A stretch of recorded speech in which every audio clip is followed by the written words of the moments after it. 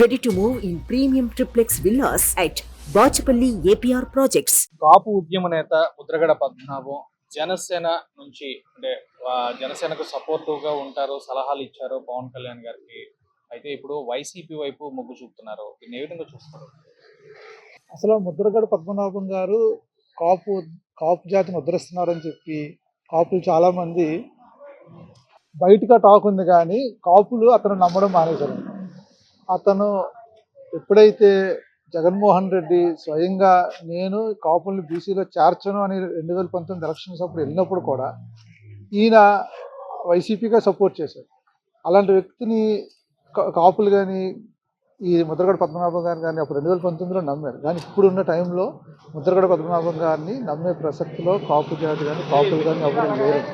ఈయన పవన్ కళ్యాణ్ గారికి రకరకాల లేఖలు రాసి పవన్ కళ్యాణ్ గారిని తప్పుదోవ పట్టించడానికి, జనసేన పార్టీని తప్పుదోవ పట్టించడానికి లేఖలు రాశారు తప్పితే, కానీ ఆయన ప్యూర్గా జగన్మోహన్ రెడ్డికి వైసీపీకి కోవట్టారు పక్కాగా. ఆయన వైసీపీ మొదటి నుంచి మీకు రైలు ప్రమాదం జరిగినప్పుడు కూడా ఆ సభ అంతా కూడా వెనకాతలు నడిపించింది వైసీపీ ప్రభుత్వమే. కేవలం అప్పుడున్న టీడీపీ ప్రభుత్వం జనసేన కలిసి ఏర్పాటు చేసిన ప్రభుత్వం మీద ఒక బురద జల్లే దీనిగా ఆ రోజు ఒక సభ పెట్టి సభ నుంచి డైరెక్ట్గా రైల్వే లైన్లోకి వెళ్ళి రైలుని తగలబెట్టి ఇదంతా కేవలం అప్పుడున్న వైసీపీ తాలూకా గోండాలు వైసీపీ వాళ్ళే చేసే తప్పితే కానీ కాపులు చేయలేదు. అందుకే ఇతను అధికారంలోకి వచ్చిన వెంటనే వైసీపీ జగన్మోహన్ రెడ్డి అధికారంలోకి వచ్చిన వెంటనే ఆ కేసులన్నీ తొలగించారు. నిజంగా వాళ్ళకి సంబంధం లేకపోతే ఆ కేసులు ఎందుకు తొలగించారు? ఒక రైలుని తగలబెట్టడం అంటే చిన్న విషయమా? ఇదంతా కేవలం కాపులు అని ఒక ముద్ర వేసి అదంతా చేసింది వైసీపీ వాళ్ళే. దాన్ని పోగా ముద్రగడను వాడుకున్నారు. ఎప్పటికైనా ముద్రగడ పద్మనాభం గారు మేలుకొని వాళ్ళ జాతికి మంచి చేయాలని చెప్పి నేనైతే మనస్ఫూర్తిగా కోరుకుంటున్నాను. ఇప్పటికైనా కాపు జాతి అందరూ పవన్ కళ్యాణ్ గారితో ఉన్నారు, జనసేన పార్టీతో ఉన్నారు. మీరు హరిరామజోయ్య గారు కానీ మీరు కానీ దయచేసి వీళ్ళని కన్ఫ్యూజ్ చేయకండి. ఈసారి పూర్తి మద్దతు పవన్ కళ్యాణ్ గారికి, జనసేన పార్టీకి, ఈ తెలుగుదేశం మిత్రబృందంగా ఉందండి. అంటే ఇప్పుడు ఇటీవల ముద్రగడ పద్మనాభం లేఖ కూడా రాయటం జరిగింది. ఆ లేఖలో కాపులకు రాజ్యాధికారం అని 80 సీట్లు తెచ్చుకుంటారని, తర్వాత పవన్ కళ్యాణ్ నన్ను పిలవలేదు, నాకు ఇంపార్టెన్స్ ఇవ్వలేదు, లేదంటే నేను డెఫినెట్గా వచ్చి సపోర్ట్ చేసేవాడిని అనే ఒక బాధనైతే వ్యక్తం చేస్తున్న పరిస్థితి. దీన్ని కూడా మనం తప్పట్టవచ్చు. ఇక మీరు చెప్పినట్టు అయితే ఈరోజు జగన్మోహన్ రెడ్డి ఆయన ఇంటికి వెళ్ళాడా? జగన్మోహన్ రెడ్డి ప్రత్యేకంగా ఆహ్వానించాడా? దేనికి ఈరోజు మీరు ఎగరేసుకొని వైసీపీ పార్టీలో జాయిన్ అవుతున్నారు? వాళ్ళు మీకు ఏటి ఇచ్చారు? ఏం సూట్ కేసులు మీ దగ్గరికి వచ్చాయి? మీకు ఏటి చూపించి మిమ్మల్ని వైసీపీలో తీసుకుంటున్నారు? మీరు ఖచ్చితంగా చెప్పండి. మీ వైసీపీ ప్రభుత్వంలో కానీ వైసీపీలో ఉన్న ఎమ్మెల్యేల్లో కానీ ఎవరికైనా సరే కాపు నాయకులకి ఆయన సీఎం చేస్తానని నేను హామీ ఇచ్చారా? మీరేమైనా కాపులకి సీట్లు ఇవ్వగలరు, వైసీపీ నుంచి కాపులకి సీట్లు ఇవ్వండి అని చెప్పి డిమాండ్ పెట్టారా? దేన్ని ఆశించి మీరు ఈరోజు వైసీపీలోకి వెళ్తున్నారు? అలాగే దేన్ని ఆశించి మీరు ఆ రోజు పవన్ కళ్యాణ్ గారికి మీరు ఒక లేఖ రాశారు? దేన్ని ఉద్దేశించి లేఖ రాశారు? పవన్ కళ్యాణ్ గారు మొదటి నుంచి చెప్తున్నారు, తన కులాలకు అతీతంగా నేను అందరినీ కలుపుకొనే రాజకీయం చేస్తాను, కేవలం ఒక కులంతో రాజకీయం చేయను, కేవలం ఆంధ్రప్రదేశ్ భవిష్యత్తు కోసం, ఆంధ్రప్రదేశ్ ప్రజల కోసమే నేను రాజకీయాల్లో ఉన్నాను, అలాంటి నిర్ణయాలతోటి వెళ్తానని చెప్పారు. ఆయన కేవలం మీరు కాపు కులస్తులుగా ఉండి ఒక కాపు జాతికి నాయకుడిగా ఉన్నప్పుడు మీరు ఆయన సపోర్ట్ చేసి ఆంధ్రప్రదేశ్ ప్రజలకి న్యాయం జరిగే విధంగా మీరు ఉండాలి. ఆయన కూడా పవన్ కళ్యాణ్ గారు కూడా తప్పకుండా కాపుల్ని బీసీలో చేర్చే విషయం మీద తప్పకుండా పరిశీలిస్తాం, రేపు వచ్చే ప్రభుత్వంలో మేము దాన్ని తప్పకుండా చేస్తామని చెప్పి దీంట్లోనే ఉన్నారు. మీరు అలాంటి వాళ్ళని ప్రోత్సహించకుండా కేవలం కాపుల్ని మేము అసలు బీసీలో చేర్చము అన్న పార్టీకి మీరు వాళ్ళ హామీ మీరు వెళ్ళి పార్టీలో జాయిన్ అవ్వడం అనేది చాలా కాపుల్ని మీరు చాలా మోసం చేస్తున్నట్టే. ఇటీవల హరిరామజోగి తనయుడు వైసీపీలో చేరటం, ఇప్పుడు ముద్రగడ పద్మనాభం కూడా వైసీపీ వైపు మొగ్గు చూపడం జనసేనకి ఏమైనా నష్టం వాటిల్తుందంటారా? ఇలాంటి వాళ్ళని ప్రజలు నమ్మే స్థితిలో లేరండి. ప్రజలు కానీ కాపు కులస్తులు కానీ ఎవరు కూడా. హరిరామజోగయ్య గారు 2009లో పాలకొల్లో చిరంజీవి గారిని పోటీ చేయమని చెప్పి రంగంలో దింపింది హరిరామజోగయ్య గారు. అలాంటి హరిరామజోగయ్య గారు లాస్ట్ మూమెంట్లో చిరంజీవి గారిని గెలిపించుకోలేని స్థితిలో తీసుకొచ్చారు అక్కడికి. ఇలాంటి హరిరామజోగయ్య గారిని, ముద్రగడ పద్మనాభం గారిని ఇలాంటి వ్యక్తులతో ఒక ఇద్దరు కొంత చేసే ప్రభావిత వ్యక్తులతో ఏదో మారిపోద్ది అనుకోవడం అయితే కల్లాండి. ఈరోజు ప్రతి ఒక్క యువత కానీ పెద్దవాళ్ళు కానీ వాళ్ళ సొంత ఆలోచన ఉంది. ఎవరు మంచి ఎవరు చెడు అనే ఆలోచన దీంట్లో ఉన్నారు. ప్రత్యేకించి ఏదో ఒక వ్యక్తి చెప్పాడు అని చెప్పి ఓటేసే దీంట్లో ప్రజలైతే లేరండి. ఖచ్చితంగా వైసీపీకి మీరు ఎంతమంది కాపు నాయకులు ఇలాంటి లాక్కున్నా సరే ఖచ్చితంగా కాపు కులస్తులు కానీ ఆంధ్ర ప్రజలు కానీ వైసీపీ ప్రభుత్వానికి గట్టి సమాధానం చెప్పే రోజు రానున్న 30 రోజుల్లో ఉన్నాయి. ముద్రగడ పద్మనాభం ముందు నుంచి వైసీపీ తాలూకా అంటే దాన్ని ఏమనాలో తెలీదు, వైసీపీ ముద్ర వేసుకున్న నాయకుడు. అతను కాపు నాయకుడు అయితే కాదు. ఎందుకంటే ఖచ్చితంగా కాపుల కోసం బలంగా నిలబడ్డ నాయకులు అంటూ వీళ్ళు ఏదైతే చలామణి అవుతున్నాడు, ముద్రగడ పద్మనాభం కానీ లేదంటే మొన్న ఈ లెవెల్లో సూర్యప్రకాష్ ఆల్రెడీ పార్టీ మారిపోయి దాంట్లో గెలిపారు, ఆయన తనయుడు అతను వెళ్ళిపోయారు. వీళ్ళందరూ ఓన్లీ వాళ్ళ రాజకీయ పబ్బం గడుపుకోవడానికి, రాజకీయ భవిష్యత్తు కోసం, లేదా ఏ ఎమ్మెల్యే పదవులకో మంత్రి పదవులకో తప్పించి ఏ రోజు కూడా కాపులకి ఒక్క రూపాయన న్యాయం చేశారండి ఇంతవరకు. ఇన్ని సంవత్సరాల్లో ముద్రగడ పద్మనాభం ముందు ఎమ్మెల్యేగా చేశాడు, మంత్రిగా చేశాడు, ఏమైనా ఒక్కసారైనా కాపులు వీళ్ళు కాపుల పేర్లు చెప్పుకొని లేకపోతే ఈ కులాల పేర్లు చెప్పుకొని ఇటువంటి నాయకులు వాళ్ళు బలంగా ఎదగడానికి తప్పించి ఏ రోజైనా కులం చెప్పుకొని ఈ కాపులకి ఏదైనా న్యాయం చేశారా? జగన్మోహన్ రెడ్డి మొన్న 5 సంవత్సరాల ముందు ఎలక్షన్స్కి వచ్చే ముందు ఏం చెప్పాడు? నేను కాపులకి ఎటువంటి ఇది చేయలేనని క్లియర్ గా పబ్లిక్ గా చెప్పాడు. మీరు ఓటేస్తే వేయండి లేకపోతే లేదని ఈస్ట్ గోదావరి సభలోనే క్లియర్ గా చెప్పాడు. అయినా సరే సిగ్గులేని ఈ నాయకులు, ఈ ముద్రగడ పద్మనాభం ఎవరున్నారో ఇప్పుడు కూడా సిగ్గులేదు నాకు. మొన్నటి వరకు ఇదని అదని లెటర్లు పంపించి పవన్ కళ్యాణ్కి రెచ్చగొడుతూ ఇప్పుడు తిరిగి ఏ దిక్కు లేక ఎక్కడ కూడా ఆయనకి సీట్ దొరక్క లాస్ట్ కి వైసీపీలో చేరుతున్నాడు. ఈ వైసీపీలో చేరడం ఇంకొత్త కాదు. వైసీపీ అన్న నాయకుడైన వైసీపీ నుండి వచ్చిన కోవట్టు ఇన్ని రోజులు ఏదో అది ఆ పార్టీ ఈ పార్టీ అని పబ్బం కట్టుకొని లాస్ట్ కి చేరేది అలా. దీనికి డెఫినెట్ గా ప్రజలు బుద్ధి చెప్తారు. ఈయన కాపులకి ఏదైనా చేస్తున్నాడు అంటే నమ్మకద్రోహం చేస్తున్నాడు. ఈయన కాపుల తాలూకా ఉపయోగపడే నాయకుడైతే కాదు, కాపుల ద్రోహి అని ప్రతి ఒక్క కాపు చెప్తున్నారండి. ఇటీవల ముద్రగడ పద్మనాభం లేఖ రాయడం జరిగింది. అక్కడ 80 సీట్లు జనసేన తెచ్చుకుంటుందని, కాపులకు రాజ్యాధికారం కోసం నేను ఎంతో తపన పడ్డాను, కానీ పవన్ కళ్యాణ్ నన్ను పట్టించుకోలేదు అని చెప్పి ఒక ఆవేదన వ్యక్తం చేస్తూ ఒక లెటర్ రాయడం జరిగింది. దాన్ని కూడా మనం తప్పట్టవచ్చు అంటారా? ఒక్క మాట చెప్తున్నానండి, ఈ ముద్రగడ పద్మనాభం గారు క్లియర్ గా మీరు కళ్యాణ్ గారు ఆంధ్ర రాష్ట్ర భవిష్యత్తు కోసం, ఆంధ్ర ప్రజల బంగారు భవిష్యత్తు కోసం ఈరోజు టీడీపీతో కలిశారండి. ఆయన ఏ రోజు కూడానో నాకు ఇన్ని సీట్లు కావాలి, 70 సీట్లు కావాలి, 50 సీట్లు కావాలి, 80 సీట్లు కావాలని పట్టుబట్టలే. వీళ్ళు ఉన్నారు కదా కుల నాయకులు, ఈ ముద్రగడ పద్మనాభం కానీ హర్రామ చౌకయ్య కానీ ఈ నాయకులు ఉన్నారు చూడండి, వీళ్ళు రెచ్చగొట్టేటట్టు పవన్ కళ్యాణ్ గారికి మనకి 50 సీట్లు కావాలి, కాపుకి 50-80 సీట్లు కావాలని వీళ్ళు కాపు ద్రోహులు, వీళ్ళు పబ్బం గడుపుకోవడానికి వీళ్ళు చేస్తున్న ఇది ఒక చిన్న డ్రామా అండి.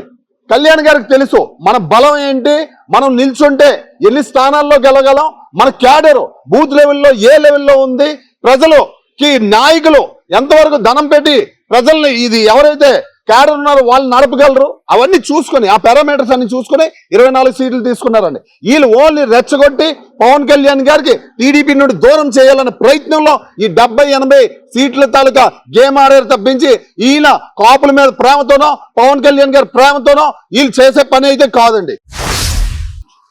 ఇప్పుడు ఆయన కాపు ఉద్యమ నేత అనేది ఒకప్పుడండి, కాపుల కోసం ఎంతో ఉద్యమాలు అయితే చేశారు, అదైతే వాస్తవం. కానీ కాపుల ఉద్యమం నేత ఈరోజు 5 సంవత్సరాలు 2019 నుండి 2024 కూడా కాపుల కోసం కానీ, కాపుల సంక్షేమ నిధి కోసం కానీ, కాపు కార్పొరేషన్ కోసం కానీ, కాపులకు రావాల్సిన రిజర్వేషన్లు కానీ, కాపులకు రావాల్సిన మినిస్టర్ పదవులు ఏ పదవుల కోసం కూడా అతను ఏ రోజు కూడా న్యాయంగా అతను అడగలేదు, తిరుగుబాటు అయితే చేయలేదు. కేవలం జగన్మోహన్ రెడ్డి గారిని గద్దెనెక్కించడానికి మాత్రం 2019లో చంద్రబాబు నాయుడు గారి మీద ఉన్న కోపంతోనే అతను వైసీపీకి సపోర్ట్ చేశాడు. అంతే తప్ప ఇక్కడ అతను స్వలాభం కోసం మాత్రం, అతను కేసులు కొట్టించుకోవడం మాత్రం కోసమే వైఎస్ జగన్మోహన్ రెడ్డి సపోర్ట్ చేశాడు. కానీ ఈరోజు ఆయన్ని కాపులు నమ్మే పరిస్థితి లేదండి. కేవలం అతని కేసుల్ని, అతని తాలూకు మనోభావాలని పెంచుకోవడానికి అతను 2014 నుండి 19లో తెలుగుదేశం పార్టీ ఏదైతే అతను ఇబ్బందులు పెట్టిందో దానికి ప్రతికూలంగా ప్రతీకార చర్య తీసుకోవడం మాత్రం జగన్మోహన్ రెడ్డి సపోర్ట్ చేశారు. కానీ ఈరోజు అతని వెంట ఎవరు కూడా కాపులు అయితే ఎవరు లేరండి, అంతకుమించి ఏం లేదు. ఇటీవల ముద్రగడ పద్మనాభం లేఖ రాయడం జరిగింది. ఆ లేఖలో 80 సీట్లకు పైగా జనసేన తెచ్చుకుంటుందని, పవన్ కళ్యాణ్ నాకు ఇంపార్టెన్స్ ఇవ్వలేదు, ఇస్తే వచ్చి కలిసి చేద్దామని, రాజ్యాధికారం అయితే సాధిద్దామనే ఆలోచనలో ఉన్నాను, కానీ నన్ను పట్టించుకోలేదని ఆవేదన వ్యక్తం చేస్తారు. దీన్ని కూడా మనం తప్పట్టవచ్చా? ఖచ్చితంగా తప్పట్టచ్చండి. ఎందుకు తప్పట్టకూడదు? ఎందుకంటే ముద్రగడ పద్మనాభం గారు పవన్ కళ్యాణ్ మీద దొంగ ప్రేమ లేఖలు రాశారండి.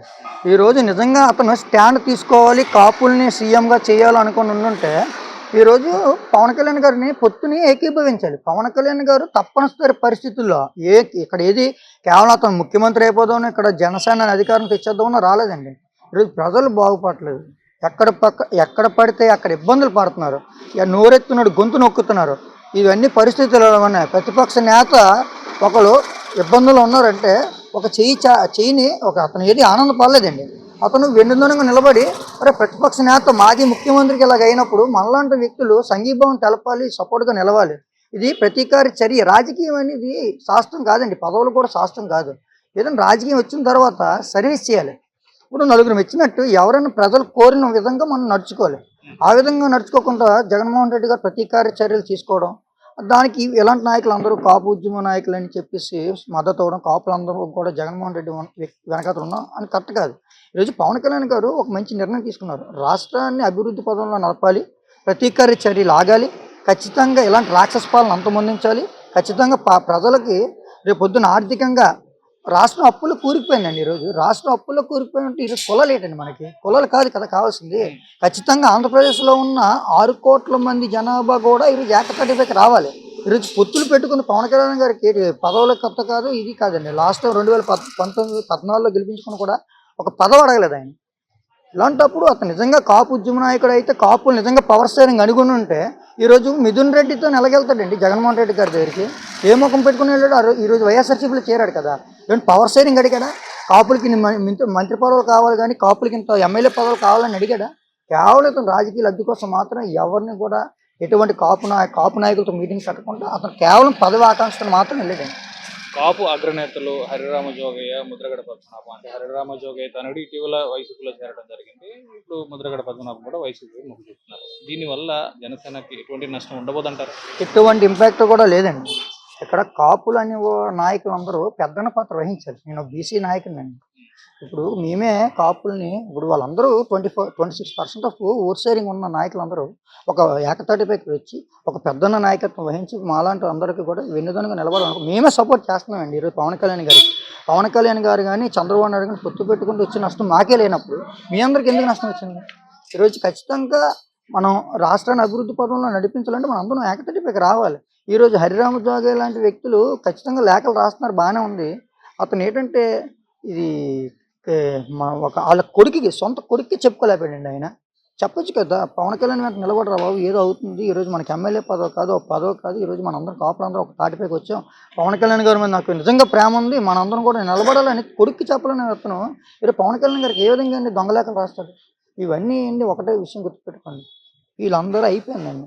ఇప్పుడు 1993లో రాజకీయాలు 2024 కాదండి. నాలాంటి యువకుడు కూడా ఈరోజు రాజకీయాల్లోకి వచ్చి రోడ్ల మీద వచ్చి పోరాడుతున్నాడు. అంటే అప్పట్లోనంటే వయసు అనుభవం ఉండాలండి. ఈరోజు చిన్న పిల్లనన్నే చెప్తాడు రాష్ట్ర పరిస్థితి ఏంటని. ఈరోజు చిన్న పిల్లనన్ను అడిగి చెప్తాడు జగన్మోహన్ రెడ్డి అంత నీచుడని. కాబట్టి ఒక 2-3 నాయకులు, కాపు నాయకుల వల్ల అయితే కాపులందరూ అలవైపు వెళ్ళరు.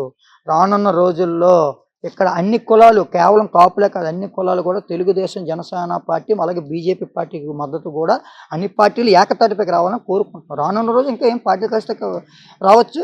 ఖచ్చితంగా వైఎస్ఆర్సీపీ పార్టీని బంగాళాఖాతంలో తొక్కాలి, జగన్మోహన్ రెడ్డిని ఖచ్చితంగా ఇంటికి పంపించాలని అయితే జనాలు కోరుకుంటున్నారు.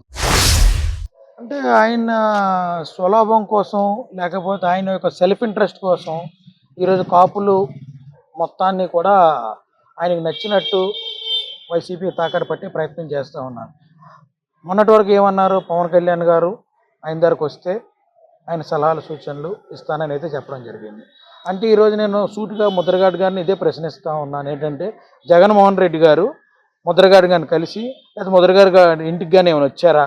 ఏ విధంగా ఈరోజు ఆయన వైసీపీ పార్టీ వైపు మొగ్గు చూపుతున్నారు? ఈరోజు వైసీపీ పార్టీ వైపు ఆయన మొగ్గు చూపుతున్నారు అంటే ఆయన యొక్క సొంత ఇంట్రెస్ట్లు, సెల్ఫ్ ఇంట్రెస్ట్ కోసమే తప్ప ఇదేదో కాపులకు ఉద్ధరిద్దామని, కాపుల మీద ఏదో కాపులకు మంచి చేద్దామని అయితే కాదని నేను భావిస్తా ఉన్నాను. ఇటీవల లేఖ రాయడం జరిగింది ముద్రగడ పద్మనాభం, అంటే కాపులకు రాజ్యాధికారం కోసమని 80 సీట్లు జనసేన డిమాండ్ చేస్తుందని. ఆ విధంగా చేస్తారని నేను భావించాను. నన్ను పవన్ కళ్యాణ్ పిలుస్తారని అనుకున్నాను, కానీ నన్ను ఇన్సల్ట్ చేశారు అన్నట్టుగా ఒక భావోద్వేగం అయితే ఆయన వ్యక్తం చేయడం జరిగింది. దాన్ని కూడా మనం తప్పట్టవచ్చు అంటారు. అంటే 100% ఎక్కడ ఈరోజు వరకు పవన్ కళ్యాణ్ గారు డైరెక్ట్గా ఆయన యొక్క మాటల్లో ఈరోజు వరకు ఏ రోజు కూడా ముద్రగడ గారిని కలుస్తానని కానీ, జనసేన పార్టీ తరపున కానీ, జనసేన నాయకులు కానీ ఈ రోజు కూడా మేము 80 సీట్లు తీసుకుంటాం, 60 సీట్లు తీసుకుంటాం అని చెప్పడం జరగలేదు. జనసేన పార్టీ ఎక్కడ గెలవగలదు, 100% మనం గెలిచేటట్టు ఈ యొక్క రాక్షస పాలన, ఈ ప్రజా వ్యతిరేక పాలన ఏదైతే ఉందో వైసీపీని తరిమి కొట్టాలని ఒకే ఒక ఉద్దేశంతో ఎన్ని సీట్లు తీసుకుంటే మన ప్రభుత్వాన్ని స్థాపించగలం. ఎందుకంటే ఎక్కువ సీట్లు తీసుకొని ఓడిపోయి అటు మన ప్రభుత్వం కన్నా మళ్ళీ ఇదే ప్రభుత్వం కానీ వచ్చిందంటే ప్రజలని మరింతగా పీడిస్తారనే ప్రజల కోసం పవన్ కళ్యాణ్ గారు ఒక మెట్టు దిగి తన యొక్క సీట్లు తగ్గించుకున్నారు. అంటే ఎప్పుడు అంటూ ఉంటారు, తనను తాను తగ్గించుకున్నవాడు హెచ్చింపబడతారని బైబిల్లో కూడా ఒక మాట ఉంది. అంటే 100% నేను చెప్పేది ఏంటంటే, మనం తగ్గించుకోవడం వల్ల ఏదో చిన్నోళ్ళు అయిపోయినా లేదా పెద్దోళ్ళు అయిపోయినా కాదు. మనకి ఇక్కడ అంతిమ లక్ష్యం 2024లో గెలవాలి, ప్రజాప్రభుత్వాన్ని స్థాపించాలంటే జనసేన పార్టీ ఒక మెట్టు దిగి ఎక్కడైతే గెలవగలదో ఆ సీట్లు తీసుకుంది తప్ప మరి ఇంకే సీట్లు తీసుకోలేదనే విషయం చెప్పారు. కాపు అగ్రనేతలు ఎవరైతే ఉన్నారో, ఇప్పుడు ముద్రగడ పద్మనాభం కావచ్చు, ఇటీవల హరిరామ జోగయ్య తనయుడు సూర్యప్రకాష్ వైసీపీలో చేరడం జరిగింది. సో కాపు అగ్రనేతలు దూరం అవటం వైసీపీకి, జనసేనకి ఏమైనా నష్టం కలుగుతుందంటారా? అంటే 100% నష్టం అయితే జరగదని చాలా స్పష్టంగా మేమే కాదు, మొన్న స్పీచ్లో పవన్ కళ్యాణ్ గారు కూడా చాలా స్పష్టంగా చెప్పారు. ఎవరెవరైతే నాకు సలహాలు నేను ఎలా చేయాలి అని చెప్పేవాళ్ళు ఈరోజు వైసీపీలో చేరిపోయారు. అంటే సలహాలు ఇవ్వడం చాలా సులువు, ప్రతి ఒక మాటతో పోయేది, కానీ ఏదైనా ఆచరించడం చాలా కష్టం. అదేవిధంగా ఏదైతే మన చేగొండ సూర్యప్రకాష్ గారు ఈరోజు వైసీపీలో చేరడం అనేది, ఆయన పాత స్పీచ్లు కానీ మీరు చూస్తే ఇదే వైసీపీ పార్టీని కానీ ఏమన్నారంటే, ఎంత పెద్ద కన్నాలు వేసిన వాళ్ళు, ఎంత పెద్ద దోపిడీలు చేసే వాళ్ళకి పెద్ద పదవులు అని. అంటే మరి ఈయన ఏం చేశాడని ఈయన ఒకసారి ఆత్మపరిశీలన చేసుకుంటే తెలుస్తాం.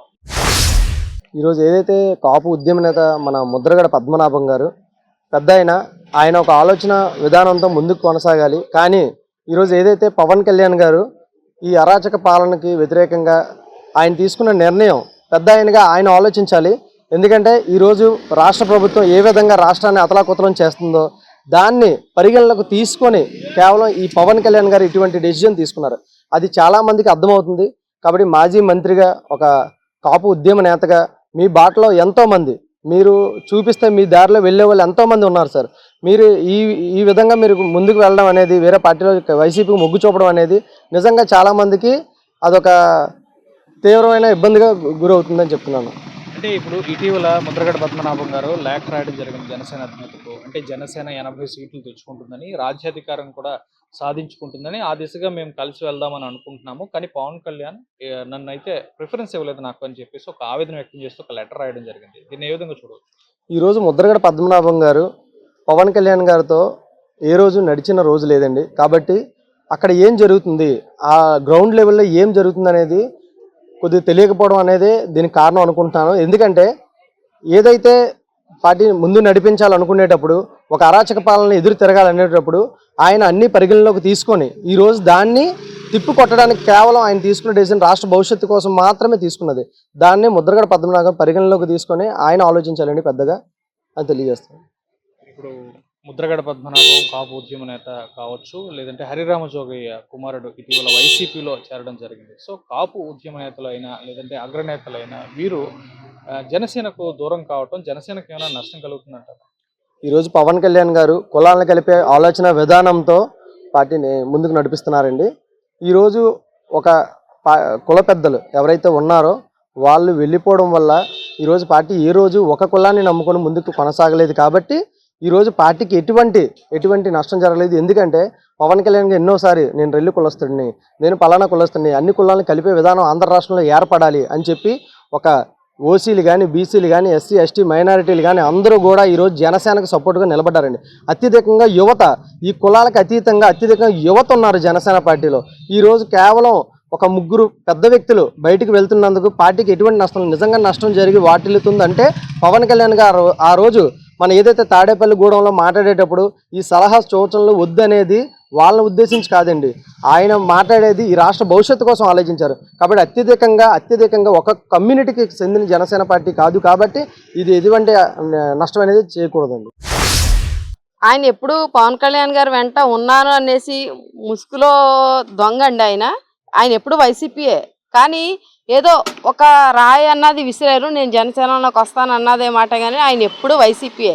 వాళ్ళు ఉప్మా బ్యాచ్, నేను కాపులు అని అనడం కన్నా ఆయన ఉప్మా బ్యాచ్ అనడం కూడా అది కరెక్ట్. ఆయనకి ముద్రగడ పద్మనాభం గారు అన్నది ఆయన ఏదో ఆశించి నేను జనసేనలోకి వస్తానని అనుకున్నారు, కానీ అది సాగలేదు. పవన్ కళ్యాణ్ గారు నియమ నిబద్ధతలతో అన్నిటితోటి కూడా ఆయన ఏంటన్నది చాలా క్లారిటీగా వెళ్తున్నారు.